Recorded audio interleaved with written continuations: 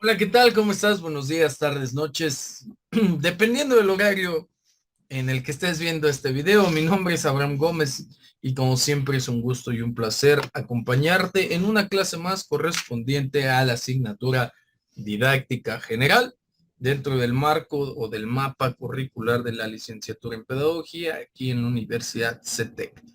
El día de hoy tenemos una clase bastante interesante, ya que venimos abordando por ahí algunos conceptos, algunas teorías de algunos autores, y vamos entendiendo poco a poco cómo es que la didáctica se ha ido desarrollando a lo largo del tiempo y a lo largo de los días. Y estos autores, pues lo único que nos aportaron fueron nuevas formas de enseñanza, en específico pues los que ya hemos revisado.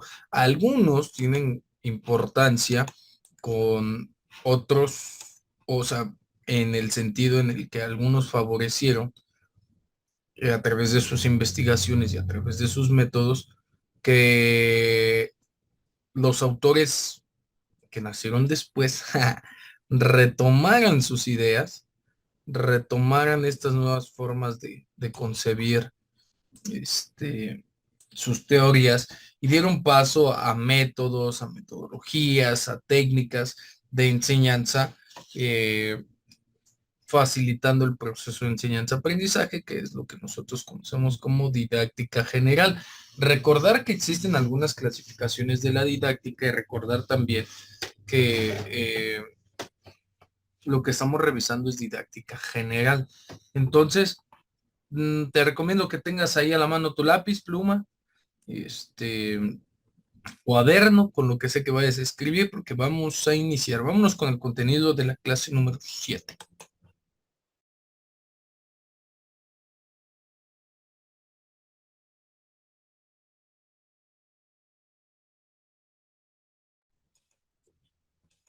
Ok, ok. Vamos a visualizar un poco el contenido de la clase número 7 y vamos a hablar de Yves Chavalar. Ok, ¿de qué nos habla Chavalar? Eh, Él nos habla sobre la teoría de la transposición didáctica. ¿Qué es la transposición didáctica? Ahorita lo vamos a ir resolviendo. Él menciona que es este proceso de transformación que sufre el conocimiento científico cuando se convierte en un objeto de enseñanza.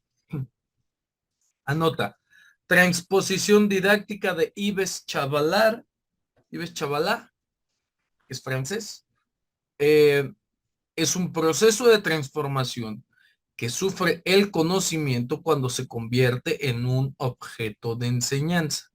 El concepto pues, es propuesto por él, por Yves Chavalard, un investigador y escritor francés que se basó en los trabajos de Michel Barrett y Guy Brousseau. Según él, según Chavalard, la transposición didáctica, tantito que pase el camión, perdón, la transposición didáctica implica al menos dos niveles de mediación entre el saber sabio y el saber a enseñar, entre el saber a enseñar y el saber efectivamente enseñado. Ahorita lo vamos a hacer con un mapa para que se entienda un poquito más. La transposición didáctica también tiene en cuenta el sistema didáctico, de qué manera lo vamos a enseñar. Este sistema es formado por el profesor, el alumno y el saber enseñado, además de tener en cuenta las condiciones sociales, históricas y culturales que influyen en la producción y transmisión del conocimiento. Esa es la transposición didáctica. Trans nos habla de después del lugar, ¿no? Y posición, pues una posición después del lugar. La didáctica, ok, trans nos habla, perdón, después del lugar y la posición es una forma didáctica de referirnos al proceso de enseñanza y de aprendizaje.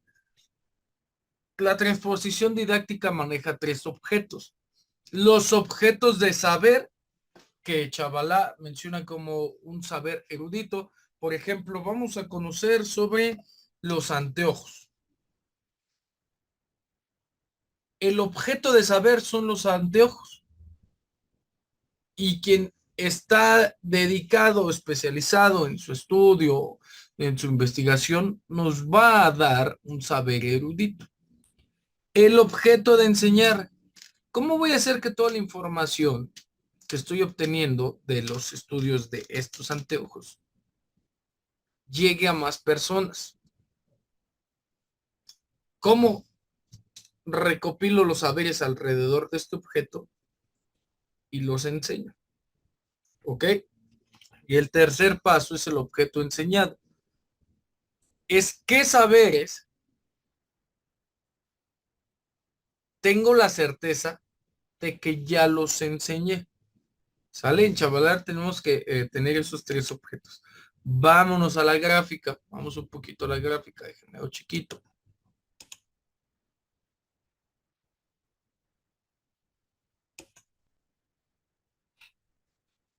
Ok, Chavalar nos habla de la transposición didáctica que tiene tres subsistemas y vamos a reconocerlos aquí. El profesor, el alumno y el saber. El mundo exterior de la escuela, la sociedad, padres y los matemáticos tienen influencia. Y la zona intermedia de la noósfera. Ahorita vamos a ver qué es la noósfera, pero primero vamos a entender la transposición. Ok, el profesor tiene una ideología propia. El saber está inmerso en la transposición didáctica, las matemáticas. El alumno tiene una estructura cognitiva particular que va a depender de la ideología propia del profesor y la transposición didáctica del saber.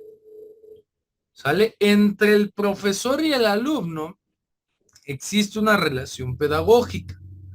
Entre el alumno y el saber está la relación que tiene el alumno con el saber. ¿Qué es lo que el alumno conoce de ese saber? ¿Ok? Entre el profesor y el saber está la epistemología del profesor. La epistemología, recordemos que es esta ciencia que se encarga de la veracidad del conocimiento, de las formas de conocimiento. Entonces, la epistemología del profesor se refiere a las formas de conocimiento que tiene un profesor sobre cualquier saber. ¿Sale?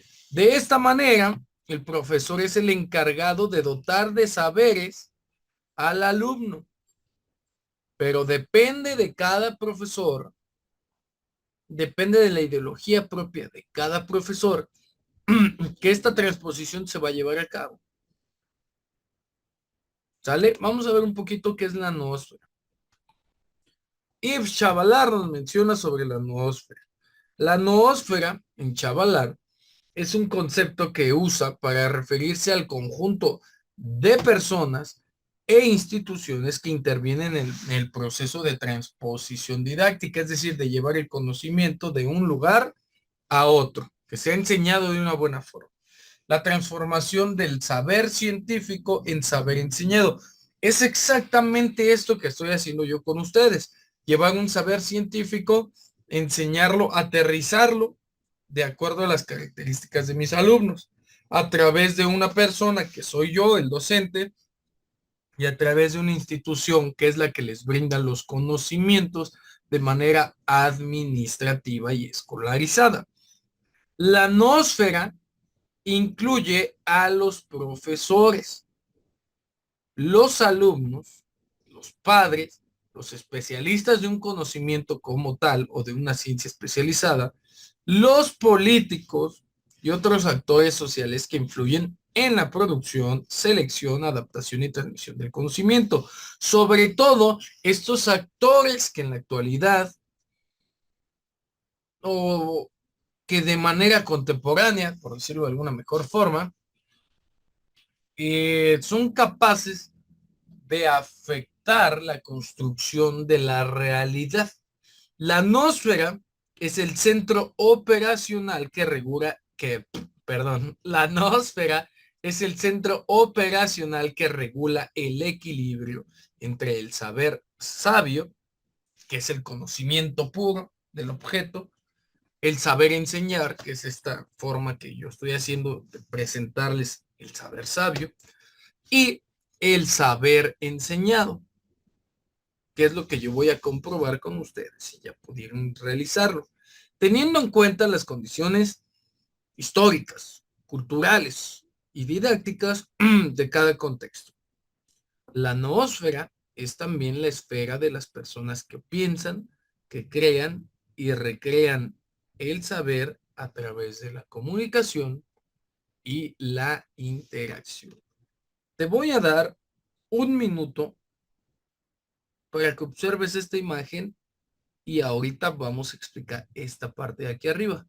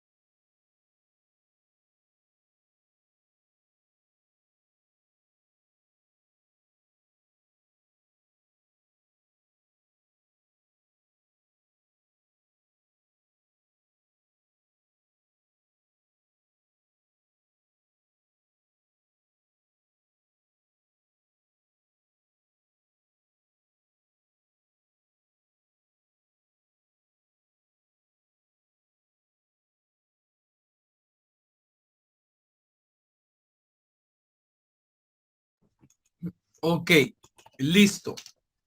Aquí acabamos de hacer un ejercicio interesante porque te acabo de presentar el saber sabio del que nos habla Chavala. Aquí tenemos la información.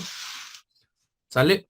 Tenemos la información y ahora vamos a hacer que esa información, este saber a enseñar, realmente sea aprendido de una mejor forma.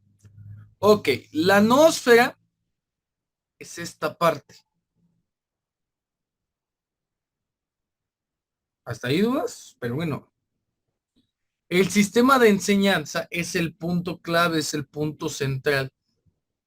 Es un estricto senso, un sentido estricto sobre cómo te vamos a otorgar este conocimiento.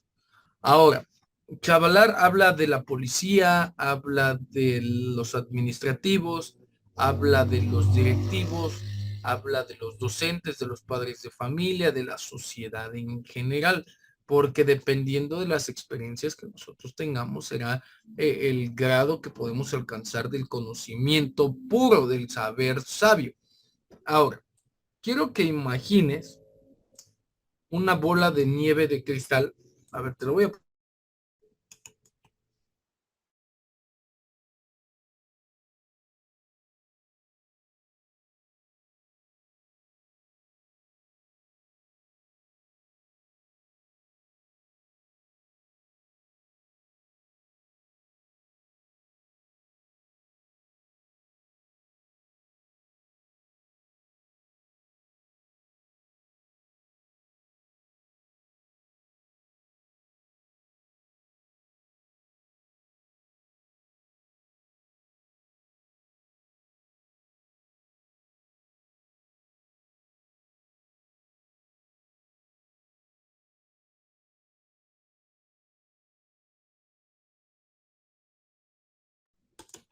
Ok, imagina que tú estás en esta bola de cristal. Esta va a ser nuestra atmósfera.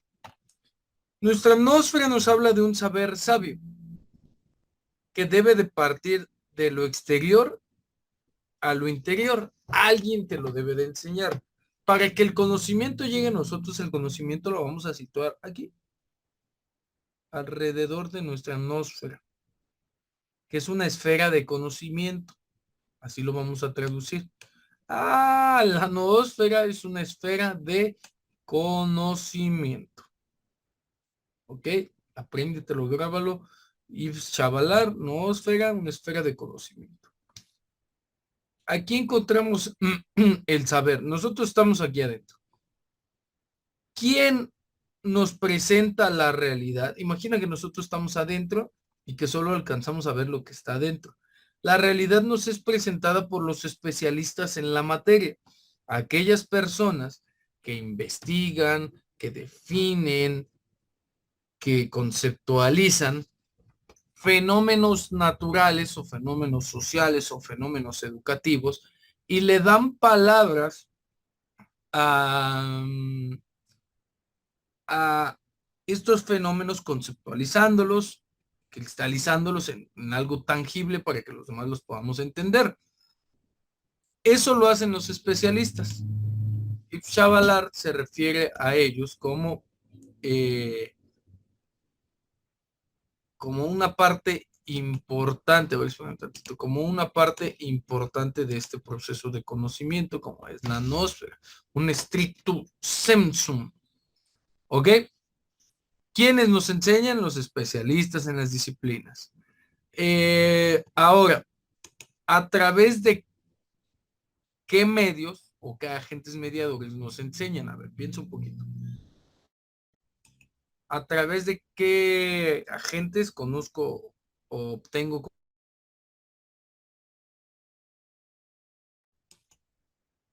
¿Ya tienen su respuesta? Ok. A través de comisiones sobre la enseñanza, gente encargada de impartir o gestionar conocimiento escolarizado, directores administrativos, directores de carrera, tutores, coordinadores de licenciaturas, etc, etc, etc, etc. Ok. Estos actores intervienen para que podamos facilitar los procesos de enseñanza-aprendizaje. Podamos facilitar quiénes, los docentes. ¿Sale? Entonces nosotros comenzamos a obtener conocimiento del exterior a través de instituciones, a través de personas que nos lo enseñan y de esta manera nuestra percepción de la realidad cambia. Esta transposición didáctica que nos menciona Chavalar a través de la nosfera, que es esta esfera del conocimiento, entre más grande sea la esfera, el conocimiento será mejor.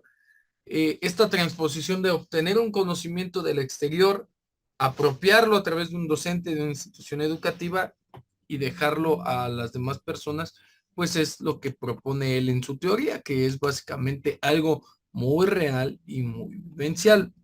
¿Sale? Con esto estamos cerrando el tema número 2, desarrollo histórico de la didáctica. Espero que no haya quedado dudas, que lo tengas ahí súper presente. Ahora vámonos con el tema número 3, que es muy cortito comparado con el 2, pero que tiene algunos autores que quiero revisar. Y el tema número 4, pues, esta misma, de esta misma índole.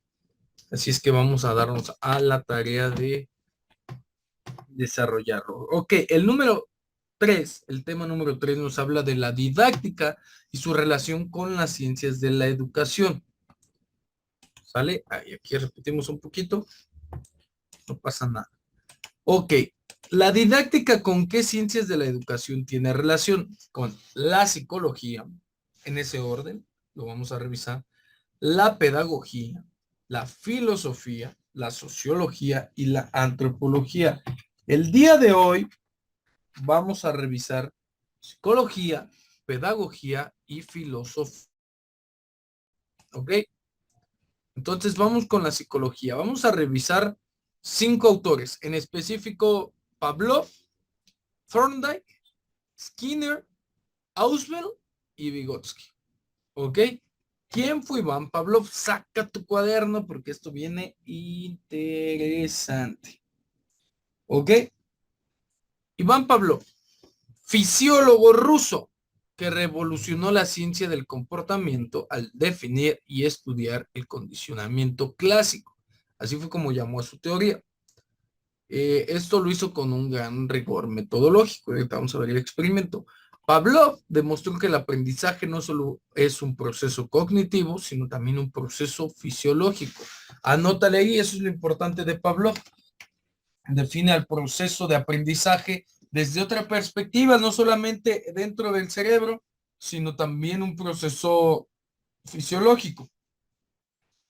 En términos educativos, Pavlov demostró que el condicionamiento clásico es igualmente de efectivo en el aprendizaje en general como en los números, las letras del alfabeto, los nombres de las personas y lugares específicos, además de muchos contenidos escolares. El condicionamiento clásico puede ser utilizado, según Pavlov, para enseñar habilidades sociales y emocionales. ¿Ok?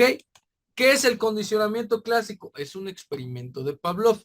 ¿De qué trataba este experimento? Bueno, pues fue un estudio sobre el aprendizaje asociativo o condicionamiento clásico, como ya lo definimos. Consistió en hacer que un perro salivara al oír una campana, asociando este sonido con la comida. Pavlov era un fisiólogo ruso, como ya platicamos, que investigaba la digestión y los reflejos de los animales. Descubrió que podía condicionar sus respuestas mediante estímulos externos.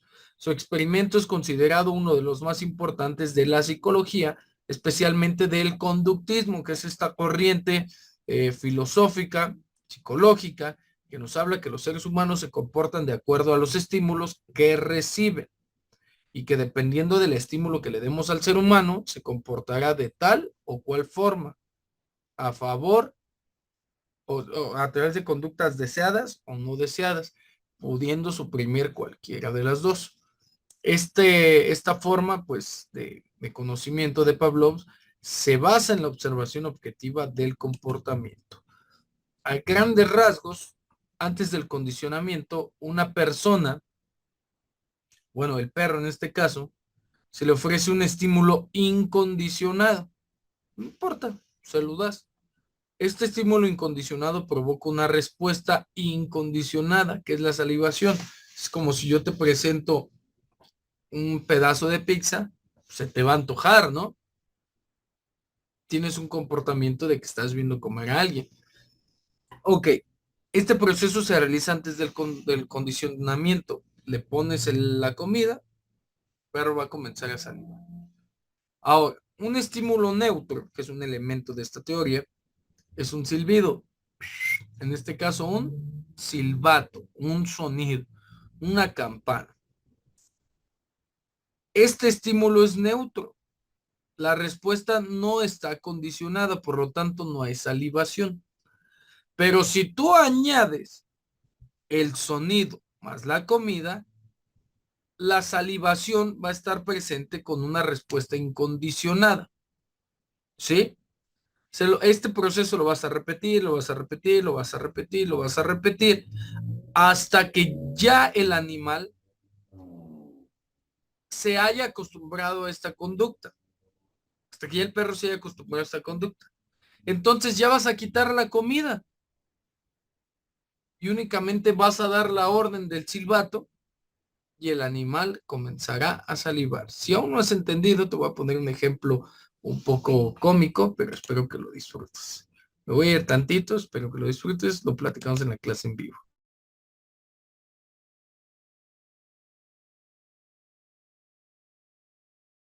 Ok, ahí tenemos un poquito del experimento y cómo aplicarlo, no se les ocurre hacerlo.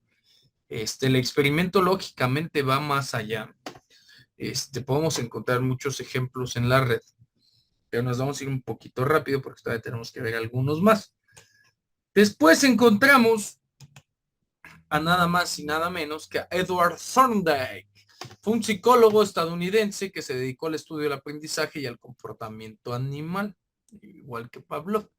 Es considerado el fundador de la psicología educativa y el precursor del conductismo. Su principal aportación fue la ley del efecto, que establece que las conductas se producen por consecuencias satisfactorias que se refuerzan y las que se producen por consecuencias desagradables se debilitan. Es decir, él introdujo el estímulo el concepto de estímulo agradable y estímulo desagradable. Thorndike realizó experimentos con animales como gatos y perros a los que encerraba en cajas de las que podían escapar si realizaban una acción determinada. Otra vez estamos hablando de conductismo, como tirar de una cuerda o presionar una palanca. Así observó que los animales aprendían por ensayo y error. Ensayo y error. Y que repetían las acciones que les permitían obtener la recompensa de salir de la caja. Thorndike también formuló tres leyes del aprendizaje como la ley del ejercicio, la ley de la preparación y la ley de la pertenencia. Desarrolló la teoría del conexionismo, que explica el aprendizaje como la formación de conexiones entre estímulos y respuestas. Thorndike influyó en otros psicólogos conductistas como Skinner, del que vamos a hablar ahorita, y amplió su ley del efecto al concepto de condicionamiento operante. Ok, ¿qué hizo Thorndike?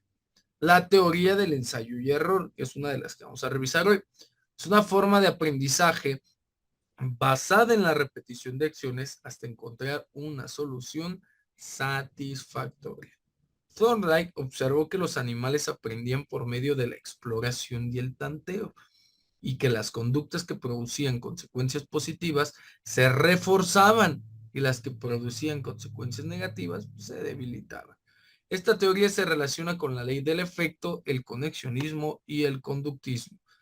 Eh, Vamos a ver un ejemplo. Sale sobre la caja de Thorndike, un aprendizaje por ensayo y error.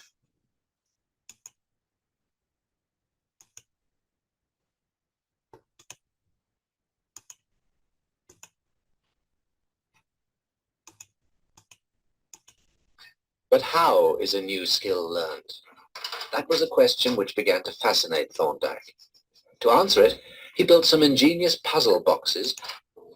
But how is a new skill learned? That was a question which began to fascinate Thorndike. To answer it, he built some ingenious puzzle boxes from which cats could only escape by operating latches. And in you go.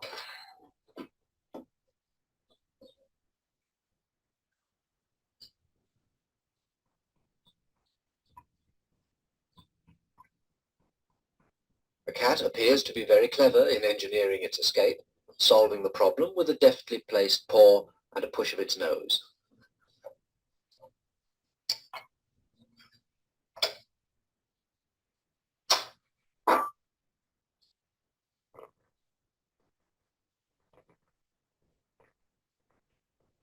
But Thorndike didn't believe that an animal, even a clever cat, understands the consequences of its behavior. When he placed a cat in the puzzle box for the first time, Thorndike was unable to see any evidence of flashes of insight.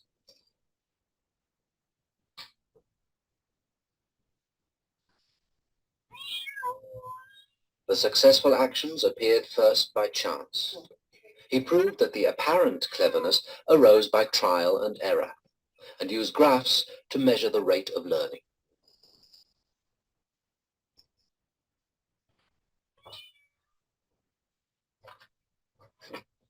A well-practiced cat quickly recalls the actions that help it escape to its reward of food.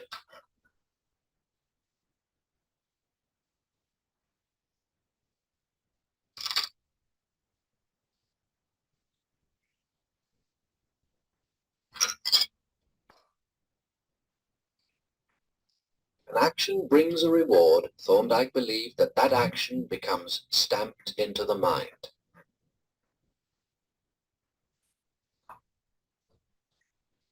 In his thesis, he explained further his ideas about learning, that behavior changes because of its consequences. He called this his law of effect, which explained how even wild creatures develop new habits.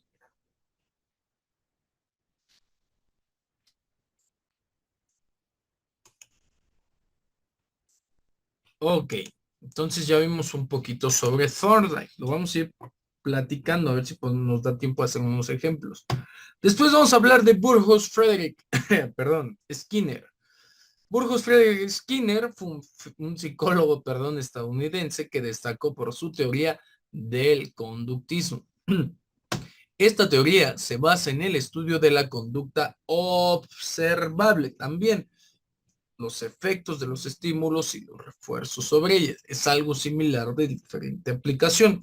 Skinner aplicó sus principios al ámbito educativo proponiendo una enseñanza programada. Anota ahí el dato. Skinner, enseñanza programada. Esta enseñanza programada tenía que estar basada en objetivos. ¿Objetivos de qué? De aprendizaje, claros, medibles y alcanzables. En el uso, perdón, de reforzadores positivos para aumentar la motivación y el rendimiento de los estudiantes. ¿Qué aportó Skinner a la educación? Lo siguiente, la ley del efecto, que establece que las conductas que producen consecuencias satisfactorias se refuerzan y las que producen consecuencias desagradables se debilitan. El condicionamiento operante que explica, esta es importante y es la que vamos a revisar, que explica el aprendizaje como la formación de conexiones entre estímulos y respuestas que se modifican según las contingencias de refuerzo. Es decir, a medida que le damos reforzadores positivos, la conducta se solidifica, y a medida que existen condicionamientos negativos, también la conducta se solidifica. Solo hay que ver cuándo dar el estímulo. La máquina de enseñar, que era un dispositivo que presentaba preguntas a los alumnos y les daba un refuerzo inmediato si respondían correctamente, permitiendo un aprendizaje individualizado y autónomo. El análisis de la conducta aplicado, una metodología que utiliza los principios del conductismo para intervenir en problemas educativos, sociales y clínicos mediante la evaluación, el diseño, la implementación y el seguimiento de modificación de programas de conducta. Burrhus Frederick Skinner nos hablaba de esto: el condicionamiento operante. El experimento de Skinner fue un estudio sobre el aprendizaje por condicionamiento operante. Consistió en hacer que una paloma o una rata presionaran una palanca o un disco para obtener comida como recompensa. Esa era la conducta deseada, ese era el objetivo, que las palomas o las ratas apretaran la palanca. Si la apretaban, recibían comida. Si no la apretaban, no recibían comida. Skinner era un psicólogo estadounidense que se basaba en el estudio de la conducta observable, efecto de los estímulos y los refuerzos, como ya hemos platicado. Vamos a ver un ejemplo.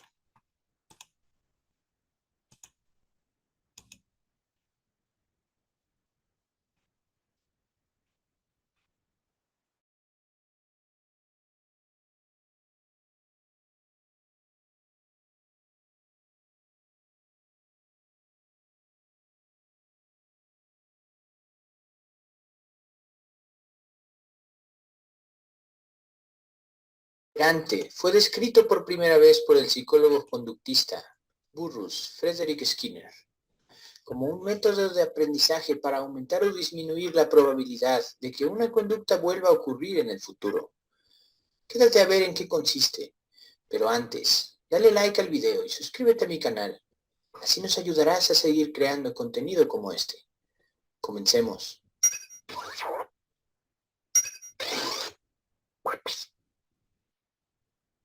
El condicionamiento operante se basa en una premisa simple. Las acciones seguidas por el refuerzo tenderán a repetirse. A la inversa, las acciones que resulten en castigos o consecuencias indeseables se debilitarán y será menos probable que vuelvan a ocurrir en el futuro. En la psicología conductista y cognitivo-conductual, una consecuencia es el resultado de una respuesta. La consecuencia puede ser positiva, refuerzo, o negativa, castigo, para el sujeto que lleve a cabo la conducta. En el primer caso, la probabilidad de que se dé la respuesta aumentará y en el segundo disminuirá. El reforzamiento puede ser positivo, en cuyo caso estaremos hablando de la obtención de una recompensa o premio por la ejecución de una respuesta, como darle un postre a un niño por comer bien, o negativo, que engloba la desaparición de un estímulo negativo, como quitarle un castigo por comer bien. En ambos casos, se refuerza la conducta y hace que el niño tenga ganas de seguir haciéndolo.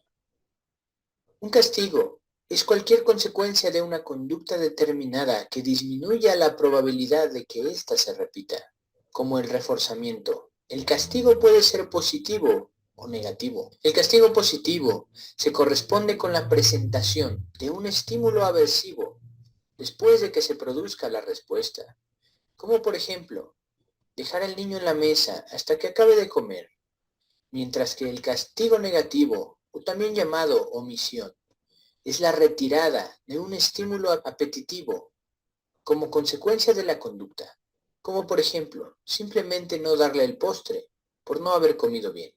La extinción consiste en suprimir el reforzamiento de una conducta previamente reforzada. Al dejar de reforzar la conducta, la frecuencia de ésta va decreciendo. Es un procedimiento eficaz para reducir definitivamente las conductas, pero suele ser lento. Por ejemplo, si antes, cuando el niño hacía berrinche, le dábamos lo que pedía, o bien, le poníamos demasiada atención, esto reforzaba el berrinche. Pero si lo dejamos de hacer, poco a poco dejará de hacer berrinche, pues ya no le será de ninguna utilidad. Veamos algunos ejemplos de cada concepto. Ejemplos de refuerzos positivos son: felicitar a un niño cuando se ha terminado el plato de verdura. Consigue que el niño aprenda que comer verdura es algo positivo y aumente dicha conducta. Cobrar comisiones. Consigue que un trabajador que recibe un dinero extra por cada venta aumente las conductas necesarias para vender. Ejemplos de refuerzos negativos son: dejar de reñir a un niño cuando obtiene una buena calificación. Consigue que el niño aumente las conductas necesarias para tener mejores calificaciones. Dejar salir de clase antes a los niños que han participado. Consigue estimularlos para que participen más. Ejemplos de castigos negativos son: no contestar a un niño cuando habla mal. Por ejemplo, cuando grita o utiliza malas palabras. Al ignorarle cuando realiza dicha conducta, propiciamos que disminuya su frecuencia. No interactuar con nuestra mascota cuando ladra. Dejar de prestarle atención consigue que la conducta disminuya. Ejemplos de castigos positivos son: dar trabajo extra a los alumnos que han interrumpido en clase. Consigue que los alumnos interrumpan menos. Quitar la consola al hijo que no ha recogido la ropa. Consigue que disminuya la conducta de no recoger la ropa. ¿Y bien? ¿Tú cómo ocupas el condicionamiento operante en tu vida? Déjanos otros ejemplos en los comentarios. Y recuerda que si necesitas ayuda psicológica, puedes contactarme a través de mis redes sociales. Mi nombre es Fernando Rodríguez, psicólogo estratégico. Ok, tenemos otro ejemplo. Vamos a revisar un autor más. Un autor más, te lo explico. Y los demás los dejamos para la clase en vivo. Sale David Paul Ausubel, psicólogo, educador estadounidense que realizó importantes aportes a la educación. Su teoría más conocida es la del aprendizaje significativo. Ok, según esta teoría, el aprendizaje se vuelve significativo para una persona cuando los contenidos son relacionados, perdón, de modo no arbitrario, es decir, de modo no impuesto, sino sustancial, con algo que el alumno ya sabe. Ausubel desarrolló una técnica de organizadores previos. Son materiales introductorios que ayudan a los estudiantes a relacionar nuevos conocimientos con los que ya poseen. Además, Ausubel propuso que el factor más importante que influye en el aprendizaje es lo que el alumno ya sabe. Los organizadores previos son materiales, cualquier tipo de material que nos sirva para introducir a los alumnos al contenido del aprendizaje que nos permita facilitar que el aprendizaje se vuelva significativo. Los organizadores previos pueden tener diferentes formas, pueden ser expositivos, una pregunta, narrativos, un cuento, gráficos, tangibles o visuales. Su función es ayudar a los estudiantes a conectar la nueva información con los conocimientos previos que ya tienen, estructurar las ideas de forma lógica y coherente. Los organizadores previos pueden beneficiar que todos los estudiantes aprendan, sobre todo aquellos que tienen una retención efímera o dificultades para poner atención en clase o organizar los contenidos. ¿De qué va la teoría del aprendizaje significativo de Ausubel? Ok, tenemos conceptos nuevos que vamos a enseñar. Concepto aprendido significativamente y concepto memorizado mecánicamente y concepto inclusor. Para llegar a esto, necesitamos aprendizaje, la información que ya conoce el alumno, un anclaje o andamiaje a través de estos eh, eh, organizadores previos, información que ya conoce el alumno, anclaje andamiaje a través de organizadores previos, le presentamos el nuevo conocimiento y le permitimos que lo acomode y lo asimile de acuerdo a lo que ya conoce. Esto hará que el aprendizaje se convierta en un tipo de aprendizaje significativo. Vamos a ver un ejemplo.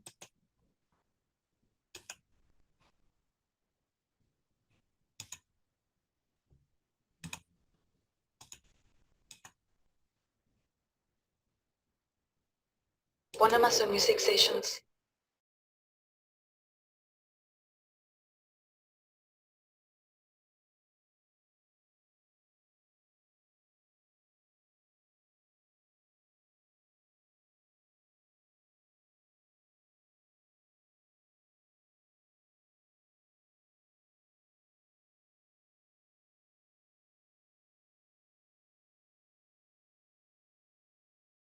La teoría del aprendizaje significativo fue una propuesta hecha por David Ausubel en 1963. Pero, ¿quién fue Ausubel? Fue un psicólogo, pedagogo estadounidense, representante importantísimo del constructivismo. Durante mucho tiempo dominó el conductismo. ¿Lo recuerdan? Por lo tanto, se consideraba que el aprendizaje era sinónimo de cambio de conducta, pero Ausubel afirmó lo contrario. Dijo que el aprendizaje humano va más allá de un cambio de conducta, conduce a un cambio en el significado de la experiencia. Para que entendamos mejor, él planteó que el aprendizaje del alumno depende de la estructura cognitiva previa, pero ¿y qué es estructura cognitiva? Pues simplemente son los conceptos e ideas que una persona posee en un determinado campo de conocimiento. Un buen docente debe orientar el aprendizaje a sus alumnos, por lo tanto, debe conocer la estructura cognitiva del estudiante. Ausubel afirma que, abro comillas, el factor más importante que influye en el aprendizaje es lo que el alumno ya sabe. Averígüese esto y enséñese consecuentemente. Un aprendizaje es significativo cuando una nueva información se conecta con un concepto relevante, preexistente en la estructura cognitiva de nuestro alumno, siempre y cuando los conceptos estén claros y funcionen como un anclaje para el nuevo conocimiento.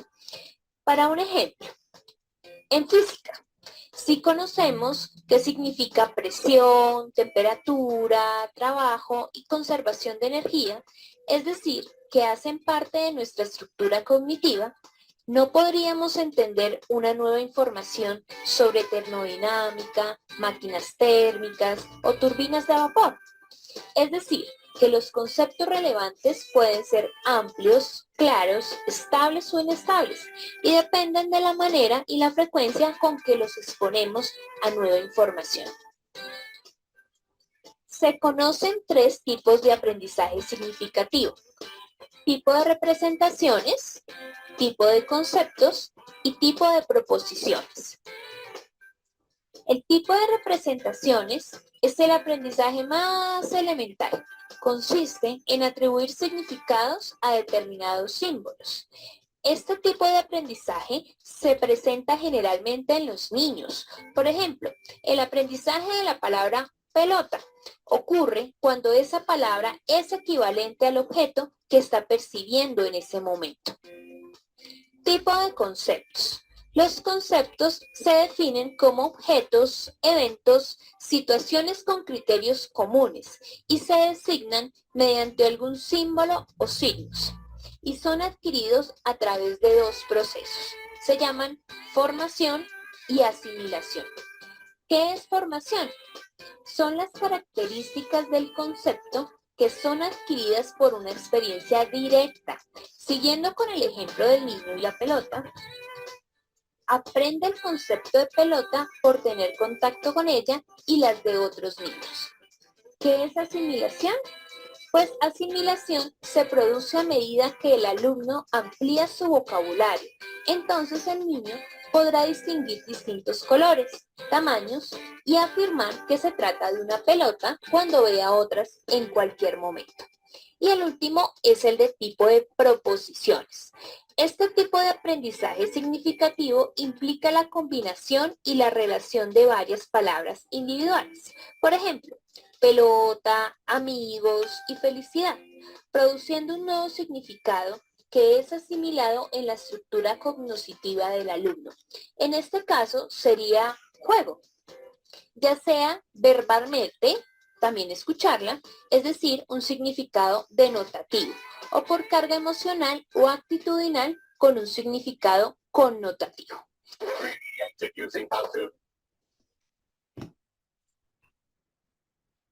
Perfecto. Entonces ya empezamos a revisar algunos autores. Yo te invito a que me sigas y que tengamos un poquito más en la clase en vivo. Mi nombre es Abraham Gómez y como siempre un gusto y un placer acompañarte en una clase más.